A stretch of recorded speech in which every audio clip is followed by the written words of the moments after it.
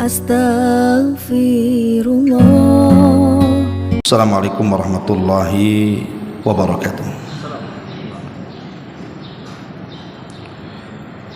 Bihamdillahi wassalatu wassalamu ala rasulillah wa ala alihi wa sahbihi wa mawalah wa la hawla wa la quwata illa billahi wa ba'du. Alhamdulillah, segala puja dan puji hanya milik Allah subhanahu wa ta'ala. Salawat dan juga salam kita hadiahkan kepada Rasul kita Nabi besar Muhammad sallallahu alaihi wa ala alihi wasallam. Ma'asyiral muslimat yang dimuliakan Allah subhanahu wa ta'ala, alhamdulillah di pagi ini kita bisa kembali duduk untuk berthalabul ilmi di Masjid Darul Ilmi, dan pembahasan yang kita akan bahas insyaallah kita akan membahas beberapa amalan harian yang memiliki keistimewaan sangat besar sekali untuk menghilangkan kesulitan-kesulitan yang terkadang kita buntu untuk menghadapinya. Tapi biiznillah, dengan izin Allah subhanahu wa ta'ala, dengan amalan-amalan ini, maka berdasarkan Al-Quran dan Sunnah Nabi SAW, kalau kita amalkan dalam kehidupan kita, maka akan bisa menguraikan setiap permasalahan yang kita hadapi. Apa saja amalan-amalan itu? Ma'asyiral muslimat yang dimuliakan Allah subhanahu wa ta'ala, setiap kita, saya, ibu atau siapapun, dalam kehidupan ini pasti ada saja masalah. Dan terkadang masalah itu bukan satu, tetapi bertumpuk-tumpuk. Terkadang satu masalah belum kelar, datang pula masalah yang lainnya.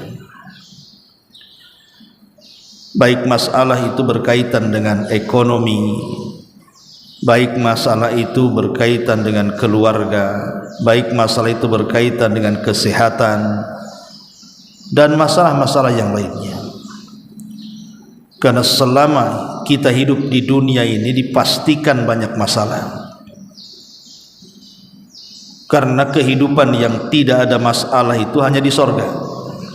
Kalau kita masih hidup di dunia ini pasti banyak masalah. Dan tentu yang namanya masalah itu kan terkadang besar, terkadang kecil, terkadang sedikit, terkadang banyak. Terkadang kita bisa lepas dari masalah itu, terkadang buntu untuk menghadapi masalah itu.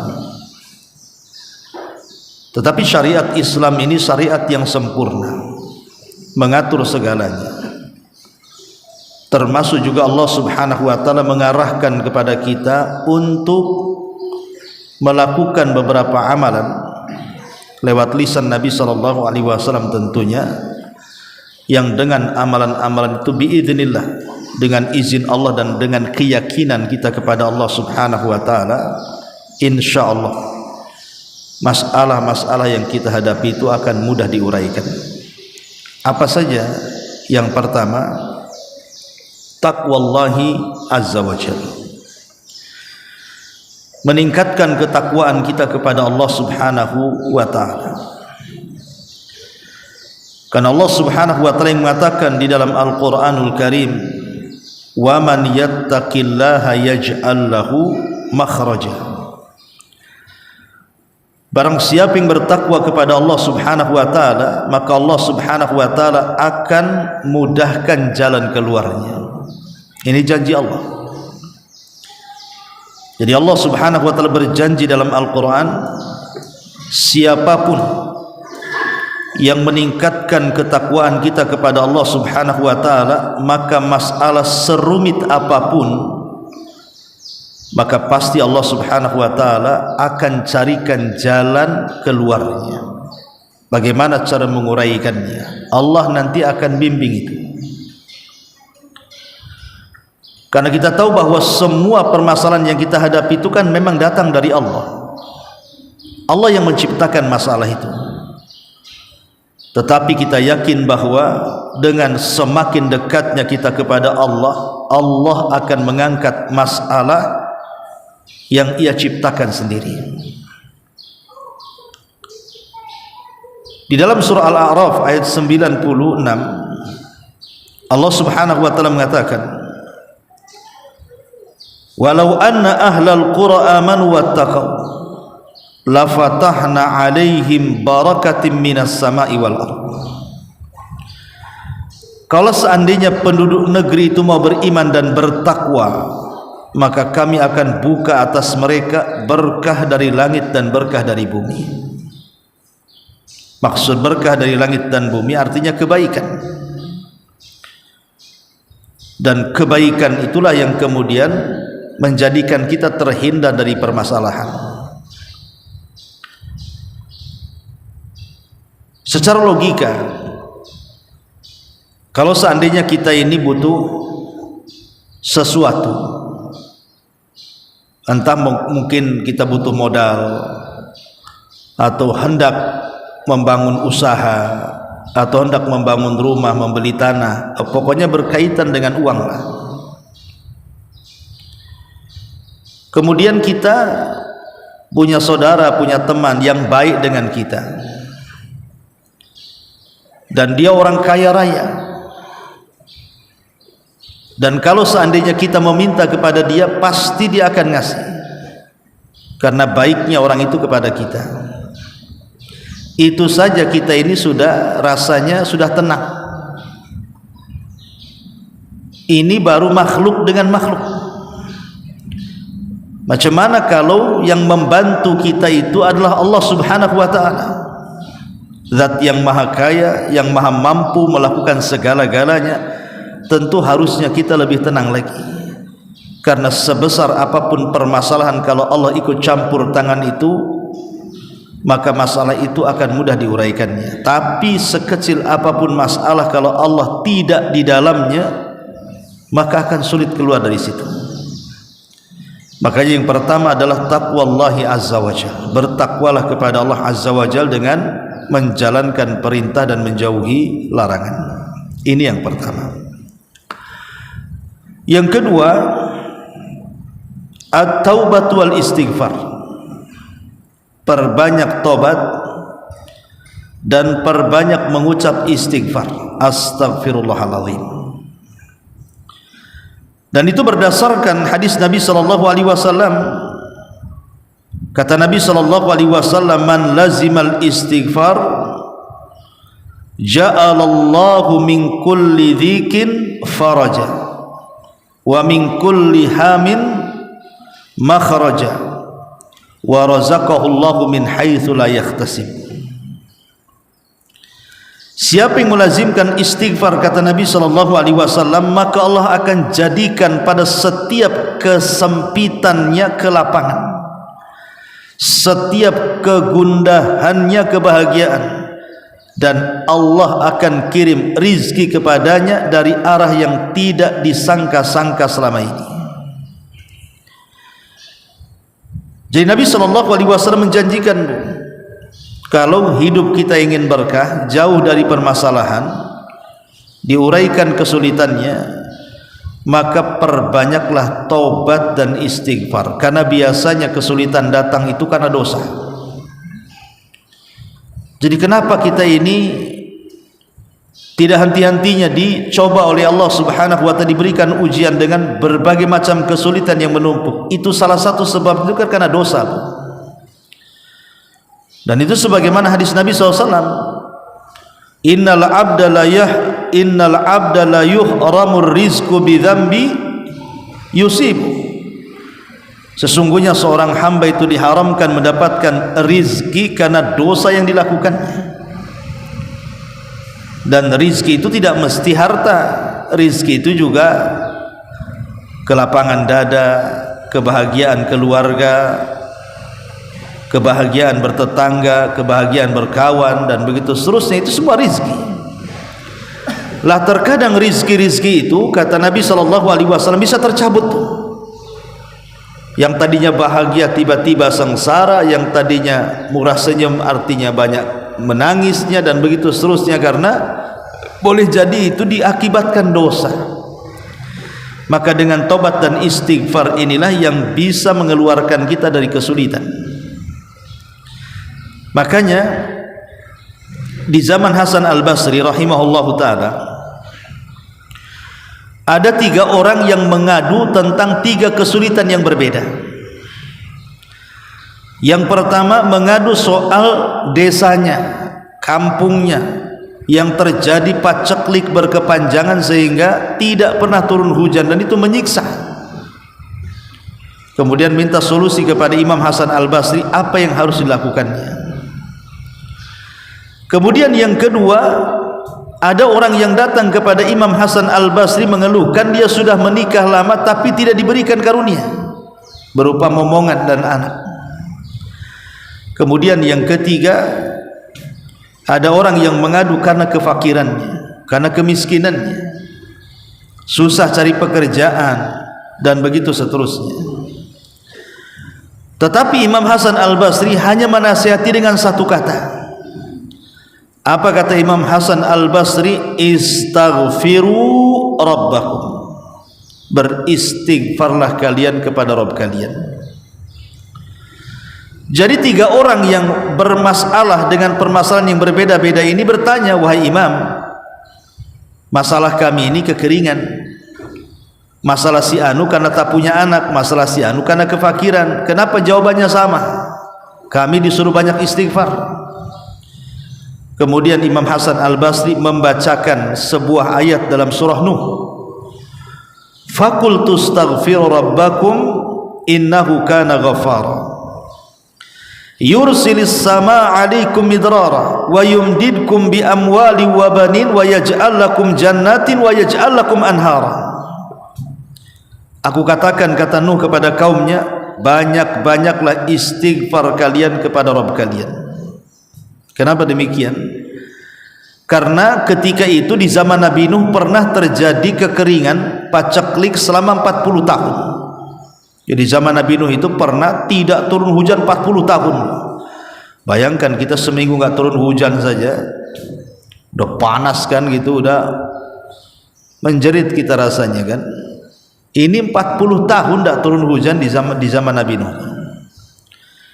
Jadi Nabi Nuh alaihi salatu wassalam itu menasihati kaumnya dan mengatakan, perbanyaklah istighfar kalian kepada Rabb kalian, karena dia zat yang maha pengampun lagi maha pengasih.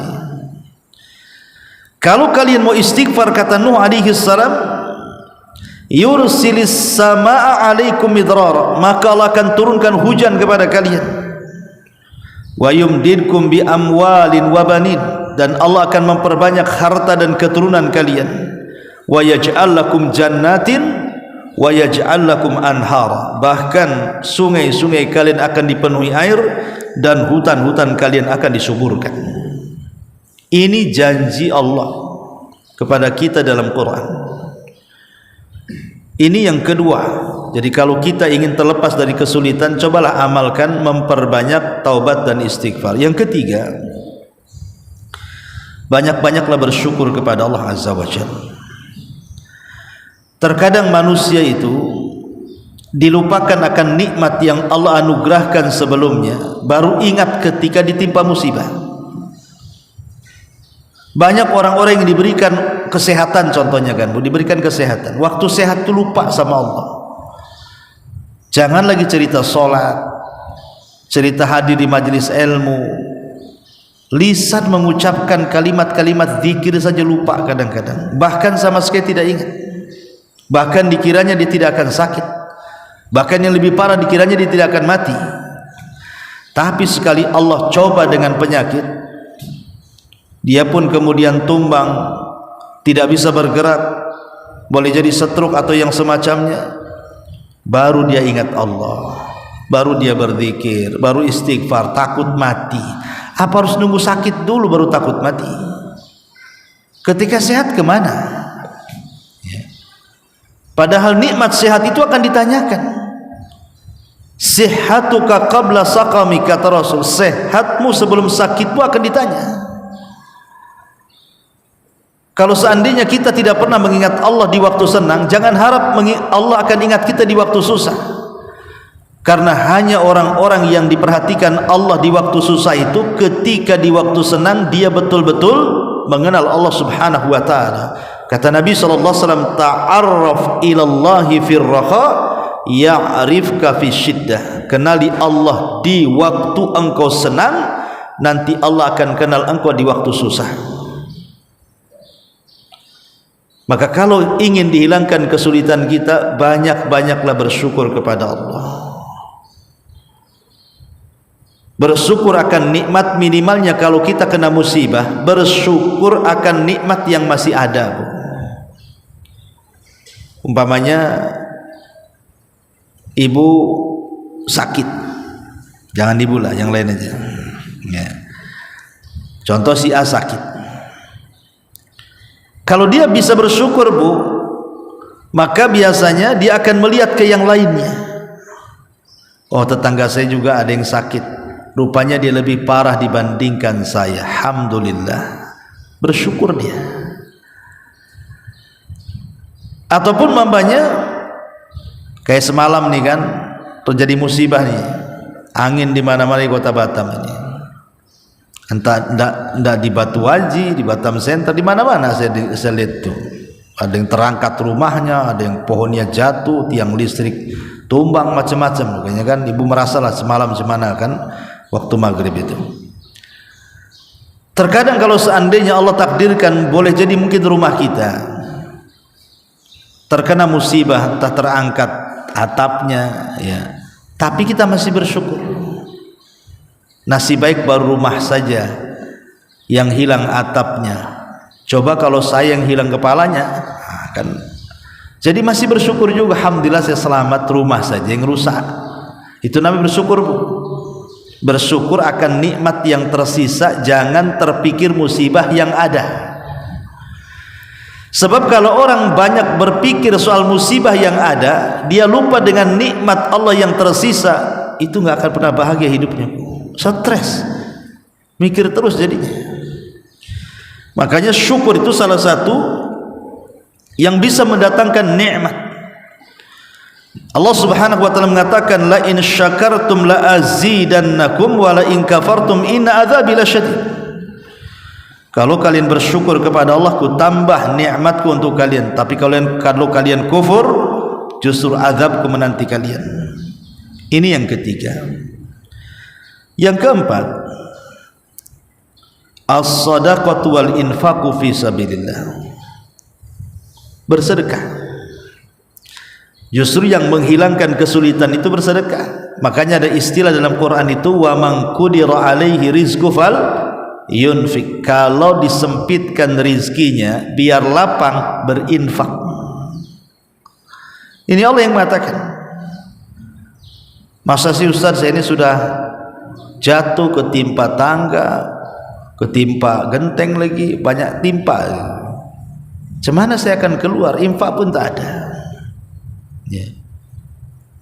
Bersedekahlah walaupun sedikit. Boleh jadi sedekah itu menjadikan Allah lapangkan rizki kita, karena Rasul yang mengatakan, ma naqasa min malis sadaqati bal yazdad bal yazdad bal yazdad. Tidak mungkin berkurang harta yang disedekahkan, bahkan bertambah, bertambah, bertambah dan bertambah. 3 kali Rasul mengatakan seperti itu. Dan harus yakin kita ini bermuamalah dengan zat yang maha kaya. Jangan perlu takut. Jangan pernah takut, karena kita sedang bermuamalah dengan zat yang maha kaya. Karena biasanya setan yang datang ke telinga kita mengatakan, jangan infak nanti kau fakir, jangan infak nanti kau miskin, ya'idukumul faqra wa ya'murukum bil fahsya. Ujung-ujungnya ketika dia terhasut dengan setan tak mau infak, akhirnya betul-betul tak mau infak, maka uangnya diwaswasi setan, gunakan uang itu untuk maksiat, gunakan uang itu untuk maksiat. Itulah wa ya'murukum bil fahsya ya. Ini yang keempat. Yang kelima, al-atfu wal ihsan bid du'afa.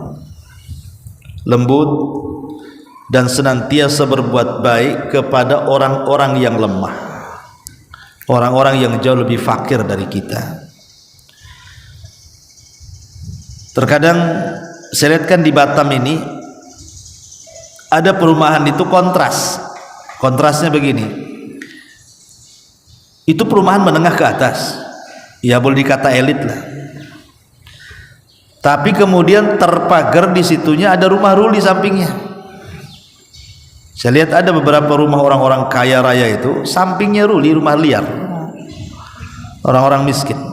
Ya. Ini terkadang ada orang-orang kaya tak punya hati, di sampingnya dipertontonkan orang-orang lemah, orang-orang miskin, tapi tidak punya kasihan sama mereka. Padahal itu kesempatan itu, ya kan? Nanti kalau digusur di situ, hilanglah orang-orang miskin itu di situ. Jadi Anda ini kalau tinggal di rumah-rumah orang kaya, siapapun lah yang kebetulan punya tetangga orang-orang gak mampu, ini kesempatan besar sebenarnya, supaya Allah banyak memberikan berkah kepada kita, menghilangkan kesulitan kita, bantu sebagian harta kita untuk mereka. Karena Rasul yang mengatakan dalam Al-Quran itu, dalam hadis Nabi mengatakan, hal tungsoruna wa turzakuna illa bidu'aifikum. Tidakkah kalian ditolong dan diberikan rezeki itu kecuali karena orang-orang lemah di antara kalian. Jadi penyebab orang itu bisa kaya karena ada orang lemah di sekitarnya. Doa-doa mereka itu mustajab. Ya. Dan ketika kita bersedekah kepada orang-orang lemah itu, bukan kita yang berhajat kepada mereka. Bukan mereka yang berhajat kepada kita, kita yang berhajat kepada mereka. Karena ada orang yang merendahkan orang miskin seolah-olah yang butuh itu orang miskin kepada kita yang kaya. Salah, Anda yang kaya butuh kepada orang miskin, karena Anda ditolong dan diberikan rizki itu karena mereka.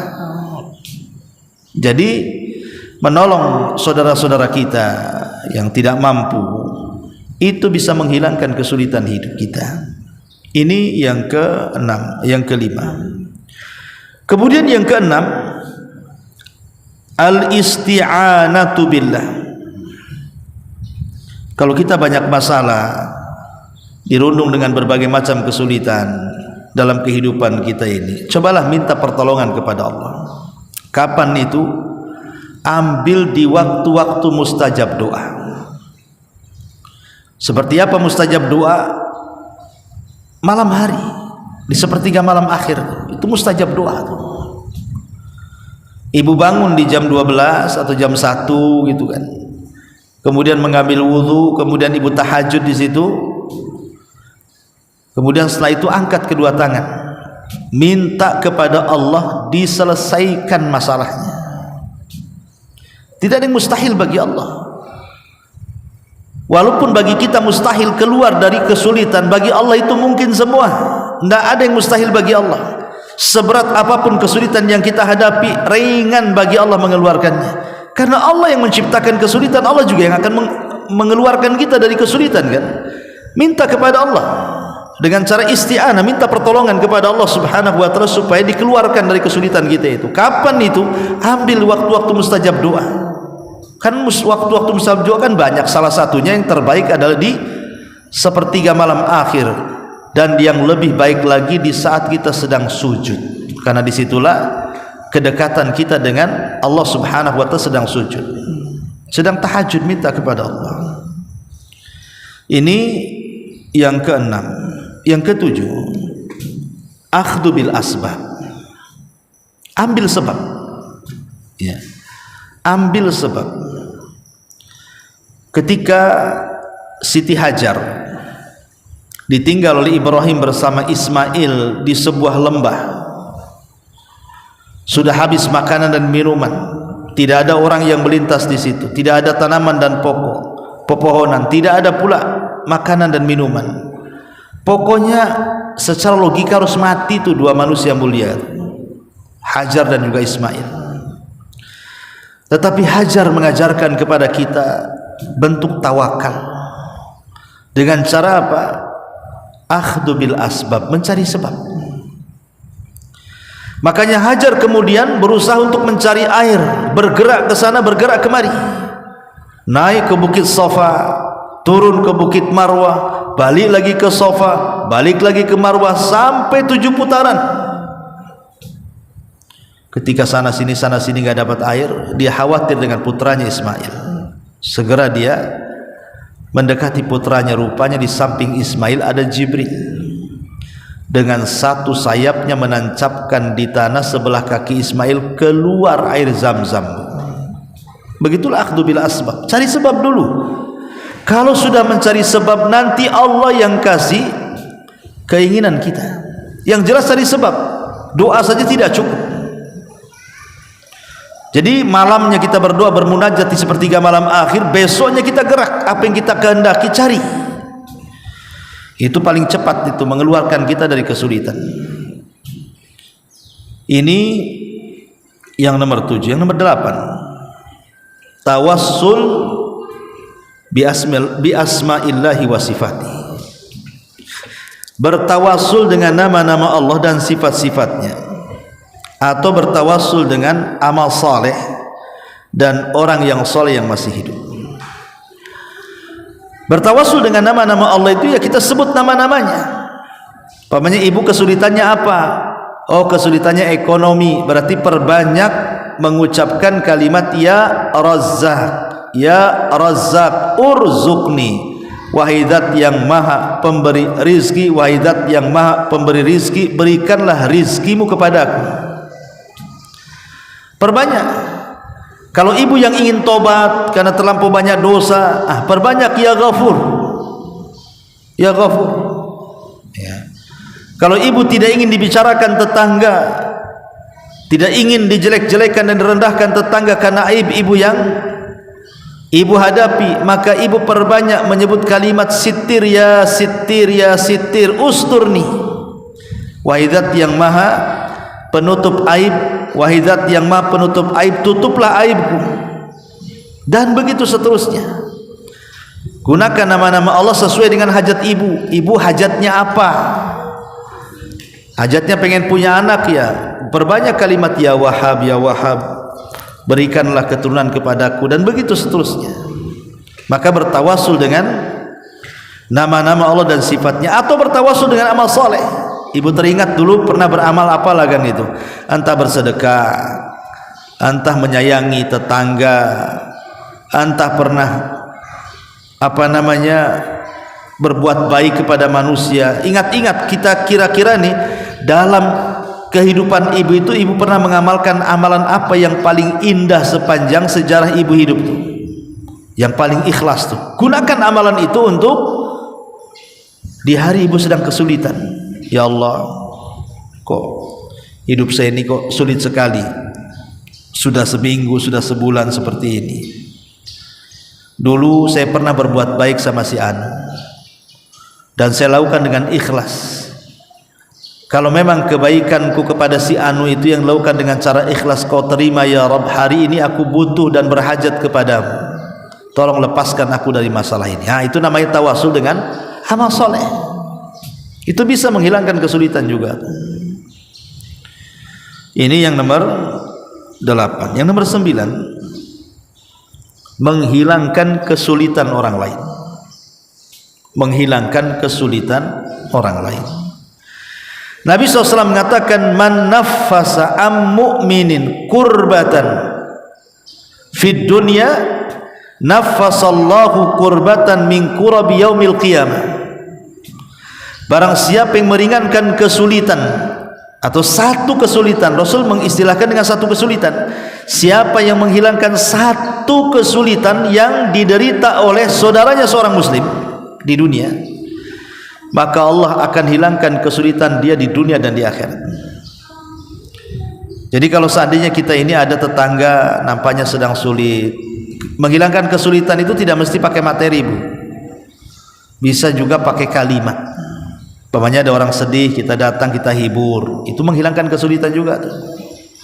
Ada orang kena kemalangan, entah orang yang dicintainya meninggal, ibu punya kawan, kemudian kawan ini suaminya meninggal atau orang tuanya meninggal, ibu takziah, ibu kasihlah kalimat-kalimat untuk menenangkan, itu menghilangkan kesulitan.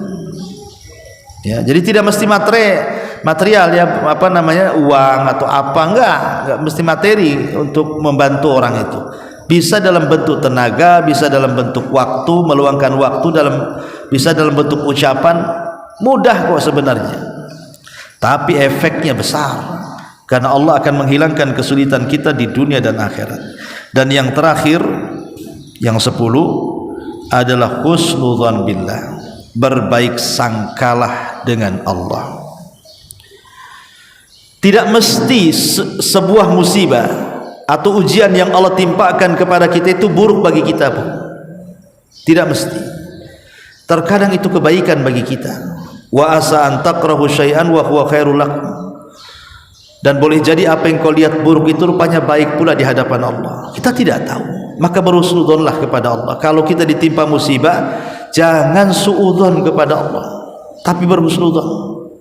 Boleh jadi Allah sayang, Allah hendak mengangkat derajat kita, Allah hendak menghilangkan dosa-dosa kita, Allah hendak memberikan kesenangan kepada kita. Kita tidak tahu, ya.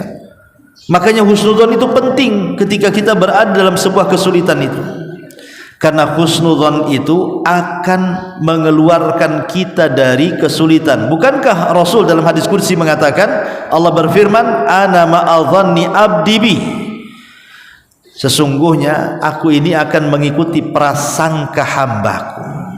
Kalau dia berprasangka baik, aku baik sama dia. Kalau dia berprasangka buruk, aku pun akan buruk sama dia.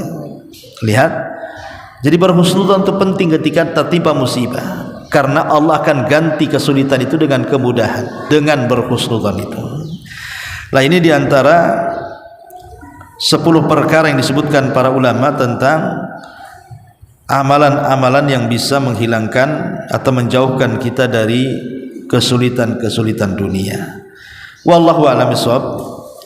Sampai di sini. Kalau ada yang mau bertanya, silakan.